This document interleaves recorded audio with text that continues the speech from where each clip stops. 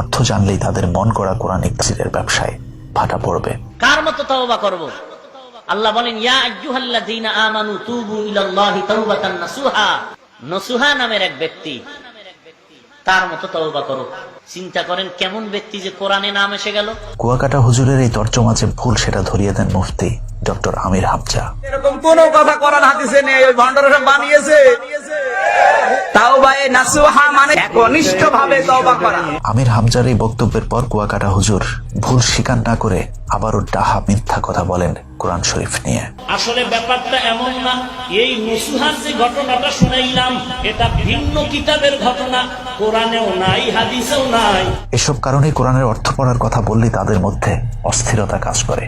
এই যেমন আবু দোহা মোহাম্মদ আদনান কিছুদিন আগে কোরআন তেলাওয়াতের পাশাপাশি অর্থ জানার গুরুত্ব নিয়ে আলোচনা করাতে আলেমদের একটি চক্র তার উপর প্রচন্ড ক্ষিপ্ত হন। নতুন একটা বাড়িছে ইউটিউব বক্তা, পোলাবাইনে খুব পছন্দ, বাংলিশ ওয়াজ করে, বাংলা বলে আর পটর পটর ইংরেজি বলে, হাতে মনে করে হাতে কত কিছু গাদা কথাকার। দীর্ঘদিন ধরে চলে আসা এরকম ভুলভালের মধ্যে আটকে ছিলাম আমরা, কিন্তু সম্প্রতি বছরগুলোতে ভুল ভাঙতে শুরু করেছে উপমহাদেশের মুসলমানদের। বিশেষ করে ডক্টর জাকির নায়কের গবেষণাধর্মী কোরআনের বৈজ্ঞানিক আলোচনা আমাদেরকে নতুন করে ভাবতে শিখিয়েছে পবিত্র কোরআন নিয়ে, কিন্তু তাতেও ক্ষুব্ধ হয়েছে আমাদের দেশের ধর্ম ব্যবসায়ী একটি চক্র। লম্বা সময় ধরে চলে আসা পীর, মাজার, মিলাদ, কুলখানি, চল্লিশা কিংবা লোক ভাড়া করে কোরআন খতমের মতো বেদাতকে যারা পৃষ্ঠপোষকতা দিয়েছে তারাই জাকির নায়কের ঘোর বিরোধিতা শুরু করেছে। ইমাম সাহেবের কাজ ইমামতি করা, এখন ডাক্তার সাহেব ইমামতির মশাল্লা নিয়ে টানাটানি শুরু করে দিয়েছে। কোরআন শরীফে পড়ে ভুল, এমন ভুল পড়ে আমি ওনার কোরআন শরীফ নিজ কানে শুনেছি, এই ভুলে নামাজ হয় না।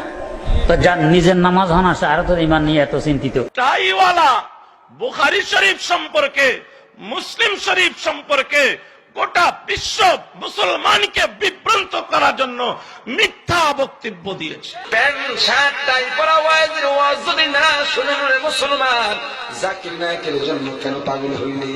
কোরআন হাদিস থাকতে কিসের ডাক্তার জাকির নায়ক? আলেমদের এসব ওয়াজ শুনে বাংলাদেশে মিস্টার বিনের ভিডিও দেখা দর্শকের সংখ্যা কমেছে, কারণ তারাই এখন আমাদের বিনোদনের যথেষ্ট খোরাক। আমি সামনে দেখতেছি কিয়ামতের মাঠ, সমস্ত মানুষগুলো কিয়ামতের ময়দানে উঠছে, ফেরেশতা ঘোষণা করতেছে যে যারা নাকি সরমনের মুরিদ ছিল এবং ইরশাদ হুজুরের কথা অনুযায়ী নেক আমল করছে, আল্লাহর ঘোষণা হলো তাদের এই কিয়ামতের ময়দানে কোনো হিসাব টিসাব নেওয়া হবে না, আল্লাহ তাদেরকে বিনা হিসাবে জানা দেবে। হেলিকপ্টারে চড়ে কোরআন বিক্রি করে খাওয়া এসব মোল্লাদের কারণে উপমহাদেশে মুসলমানের আজ অস্তিত্ব সংকটের সামনে দাঁড়িয়ে আছে। ব্রিটিশদের 200 বছরের শাসন আমলে হিন্দুরা যখন ইংরেজি শিখে প্রশাসনিক কাজে যুক্ত হয়েছিল, এই আলেমদেরই একটি অংশ তখন ফতোয়া দিয়েছিল ইংরেজি শিক্ষা হারাম। হারাম ফতোয়া দেয়া সেই হারামিদের উত্তরসূরিরা আজও ইংরেজি শিক্ষার ঘোর বিরোধী। লন্ডনের ফুটপাতে যারা জুতা সিলাই আর ইংরেজিতে কথা কয়। এবার চলুন দেখা যাক ইংরেজি, গণিত, বিজ্ঞান ছাড়া কি কোরআন ব্যাখ্যা করা সম্ভব কিনা। ধরুন সূরা আল ওয়াকিয়ার 75 নম্বর আয়াতে বলা হয়েছে, ফালা উকসিমু বিমাওয়াকিউন নুজুম, আমি শপথ করছি সেই স্থানের যেখানে নক্ষত্রগুলো পতিত হয়। আচ্ছা, বিজ্ঞান ছাড়া কি এই আয়াতের ব্যাখ্যা করা একেবারেই সম্ভব? প্রথম টেলিস্কোপের আবিষ্কারক আরব মুসলিম বিজ্ঞানী আবুল হাসান আজ থেকে প্রায় 1000 বছর আগে বলেছিলেন এই আয়াতের দ্বারা ব্ল্যাক হোলের ইঙ্গিত দেওয়া হয়েছে। যে ব্ল্যাক হোল এখনো বিজ্ঞানীদের কাছে গবেষণার বিষয়, কিন্তু বিজ্ঞানের বিরোধিতা করা ওই আলেমদের কাছে যদি জিজ্ঞেস করা হয় ব্ল্যাক হোল কি, তারা কি এর উত্তর দিতে পারবেন? এই ধরুন পুরো শবে মেরাজটাই বিজ্ঞানের চমৎকার এক বাস্তবায়ন। বলা হয়েছে পৃথিবীর সময়ের মাত্র কয়েক সেকেন্ডে হযরত মুহাম্মদ সাল্লাল্লাহু আলাইহি ওয়াসাল্লাম 27 বছর সময় পার করে এসেছেন। বিষয়টা একজন নাস্তিকের কাছে হাস্যকর মনে হবে, কারণ আমরা তাদের কাছে বৈজ্ঞানিক কোনো ব্যাখ্যা দিতে পারিনি। কিন্তু আল বিরুনির কথা কাফিররাই বিশ্বাস করেছিলেন, কারণ তিনি একাধারে পদার্থবিদ, জ্যোতির্বিদ এবং দার্শনিক ছিলেন। তিনি প্রথম পৃথিবীর ব্যাসার্ধ পরিমাপের একটি সহজ সূত্র আবিষ্কার করে গেছেন। কোরআনের সূরা আম্বিয়ার 33 নম্বর আয়াতে বলা হয়েছে, চন্দ্র সূর্য সকলেই তাদের নিজস্ব গতিতে নিজ নিজ অক্ষে বিচরণ করছে। এই আয়াতকে বিশ্লেষণ করতে গিয়ে তিনি প্রথম আবিষ্কার করেছিলেন পৃথিবী সূর্যের চারিদিকে ঘুরছে।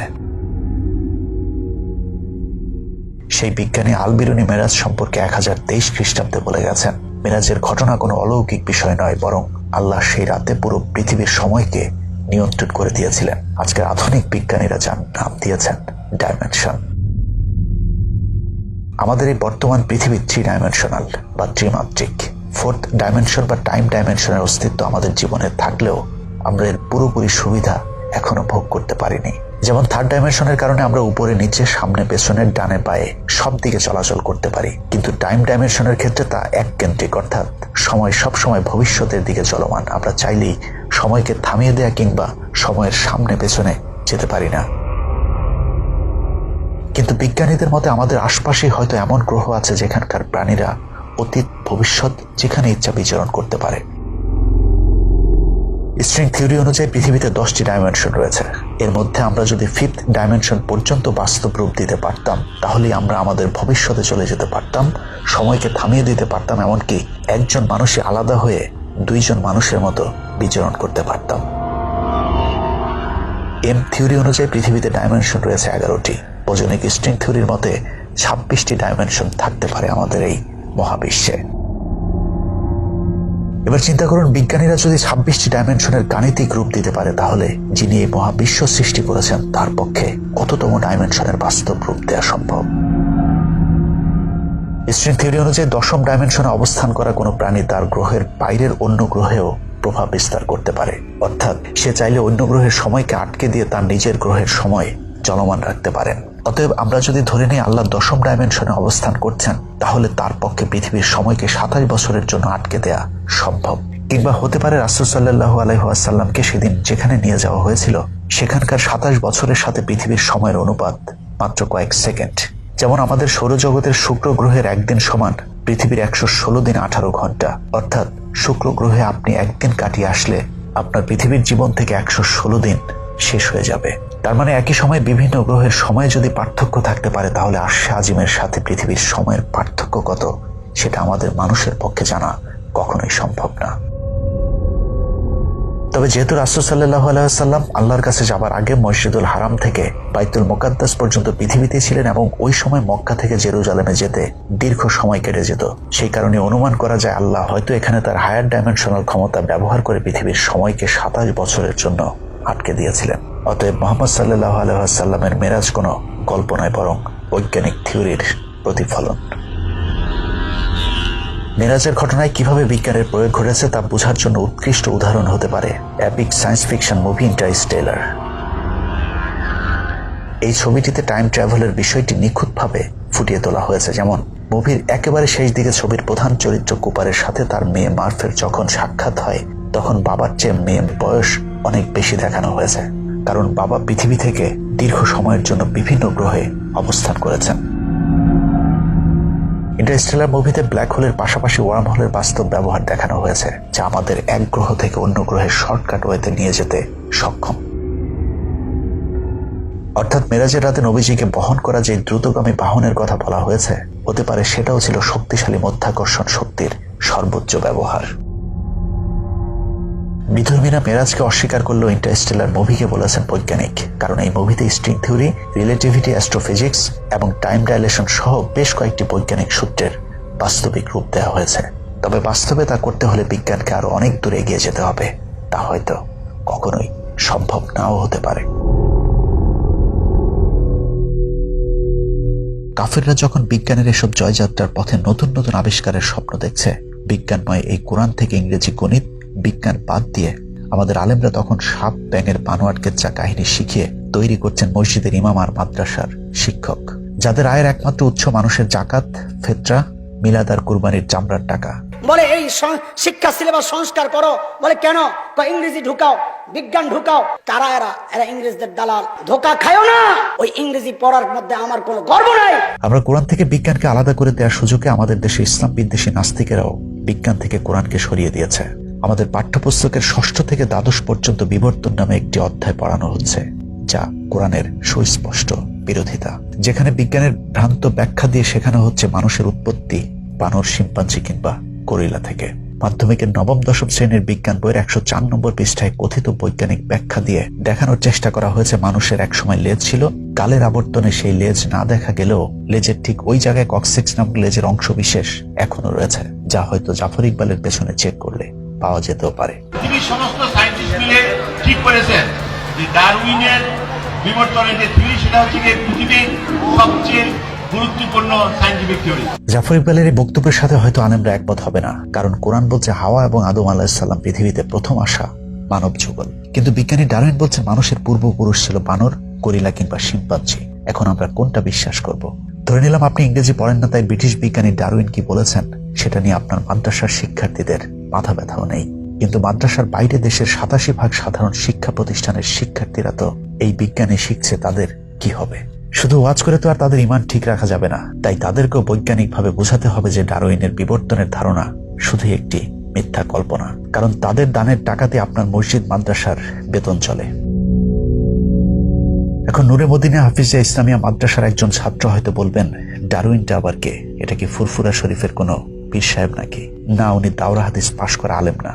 ডারউইন ছিলেন ক্যামব্রিজের মতো বিশ্ববিদ্যালয় থেকে পাশ করা একজন জীববিজ্ঞানী, যার অনেক গবেষণার জন্য তিনি পেয়েছিলেন একাধিক আন্তর্জাতিক পদক।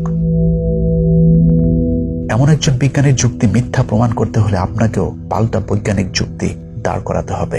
কিন্তু আপনার মধ্যে কি বিজ্ঞানের কোনো জ্ঞান আছে? আপনি না বুঝলেও সমস্যা নেই, আপনার ভাষায় কাফের মুশরিকদেরই আরেকটি দল প্রমাণ করেছে ডারউইনের বানরের মতবাদ পুরোপুরি মিথ্যা কল্পনা প্রসূত। ধরুন, আমাদের বিজ্ঞান বইয়ে পড়ানো প্রাণীতত্ত্বে যা বলা হয়েছে তা হলো ভাইরাস থেকে ব্যাকটেরিয়া, সেখান থেকে প্রোটোজোয়া হয়ে বহুকোষী জীবের উৎপত্তি, আর সেখান থেকে প্রাণী জগৎ এবং উদ্ভিদ জগতের জন্ম। কিন্তু প্রাণী এবং উদ্ভিদের মাঝে কিভাবে প্রাণ আসলো তার বৈজ্ঞানিক কোনো ব্যাখ্যা নেই। সেখানে বলা হয়েছে কোনো একভাবে প্রাণী তার দেহে প্রাণ পেয়েছে এবং সেই প্রাণীর মধ্য থেকে বানর, শিম্পাঞ্জি, গরিলা, ওরাংওটাং হয়ে আজকের আধুনিক মানুষের উৎপত্তি।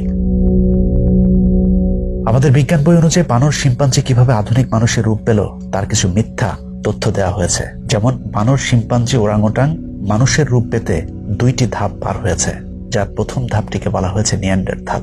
1865 সালে পাওয়া 75 বছর আগের একটি ফসিলকে নিয়ান্ডারথাল প্রজাতির সবশেষ বংশধর হিসেবে দেখানো হয়েছে। অর্থাৎ নিয়ান্ডারথাল প্রজাতির আগের সব মানুষের লেজ ছিল, 4 হাত পায়ে ভর দিয়ে হাঁটত এবং পুরো শরীরে জাফর ইকবালের গোফের মতো লোম ছিল। নিয়ান্ডারথাল প্রজাতির পর মানুষের ঠিক আগের রূপটিকে বলা হয়েছে ক্রোম্যাগনন, যাদের অস্তিত্ব পৃথিবী থেকে বিলীন হয়েছে মাত্র 10,000 বছর আগে।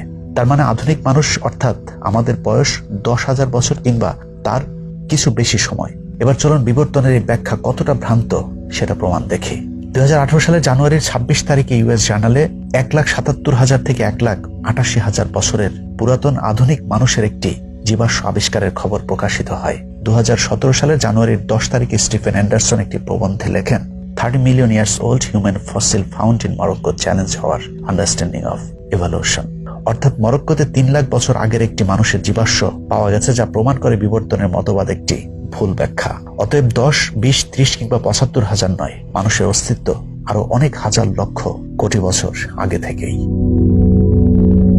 টাইমস ম্যাগাজিনের 2006 সালের ফেব্রুয়ারির 20 তারিখে 500 বিজ্ঞানীর একটি মতামত তুলে ধরা হয়েছিল, যেখানে তারা ডারউইনের মতবাদ প্রমাণিত কোনো বিজ্ঞান নয় বলে দাবি করেছেন।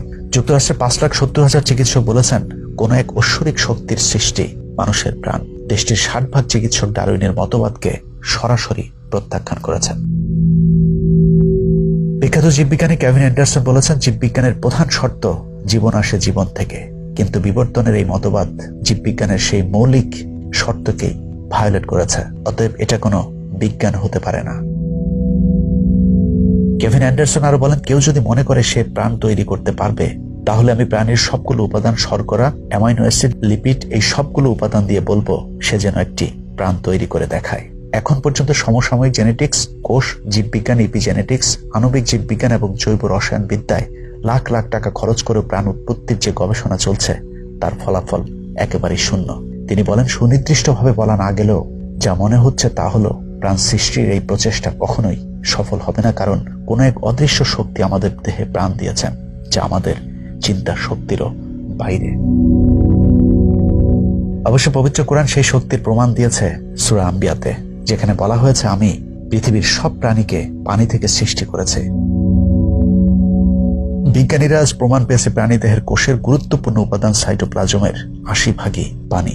তারপরেও আমাদের বিজ্ঞানের নামে অবৈজ্ঞানিক এসব মিথ্যা কল্প কাহিনী পড়ানো হচ্ছে, কারণ ভারতের নিয়োগ দেওয়া নারায়ণ চন্দ্র সাহা আর জাফর ইকবালদের মূল উদ্দেশ্যই আমাদের মুসলমানদের ঈমান ধ্বংস করে দেয়া। তাই আমাদের ঈমান রক্ষা করতে আমাদেরকেও বিজ্ঞান দিয়ে যুক্তি দিতে হবে বিগ ব্যাং নামক দুর্ঘটনায় পৃথিবীর সৃষ্টি হয়নি, বরং একজন মহাপরিকল্পনাকারীর সুপরিকল্পিত সৃষ্টি এই মহাবিশ্ব। সেই মহাপরিকল্পনাকারী এই কোরআনের মালিক। বিজ্ঞানময় সেই পবিত্র কোরআনে ভবিষ্যতে কি হবে এবং অতীতের এমন সব ইতিহাসের বর্ণনা দেওয়া হয়েছে যা একজন মানুষের পক্ষে কখনোই সম্ভব না। শুধু ইতিহাস নয়, 1500 বছর আগে করা বিজ্ঞানের বিভিন্ন ব্যাখ্যা বিশ্লেষণ প্রমাণ করে এটা আসমানি কিতাব। অতএব অদৃশ্য নয়, আমরা জেনে বুঝেই বিশ্বাস করি মহান আল্লাহ আমাদেরকে সৃষ্টি করেছেন এবং আমাদেরকে আবার তার কাছেই ফিরে যেতে হবে। যারা মনে করেন হযরত মুহাম্মদ সাল্লাল্লাহু আলাইহি সাল্লাম গণক কিংবা জাদুকর ছিলেন, তাদেরকে শুধু এতটুকুই বলবো যে জাদুকর টেলিস্কোপ ছাড়াই সৌরজগতের বর্ণনা দিতে পারেন, আল্ট্রাসনোগ্রাম মেশিন ছাড়াই যিনি মানব ভ্রূণের বিশদ আলোচনা করতে পারেন, 1500 বছর আগে যার করা ভবিষ্যৎবাণী আজ হুবহু মিলে যাচ্ছে, আমার সেই জাদুকরের প্রতি ঈমান আনতে একদমই সন্দেহ নেই। আল্লাহ হাফেজ।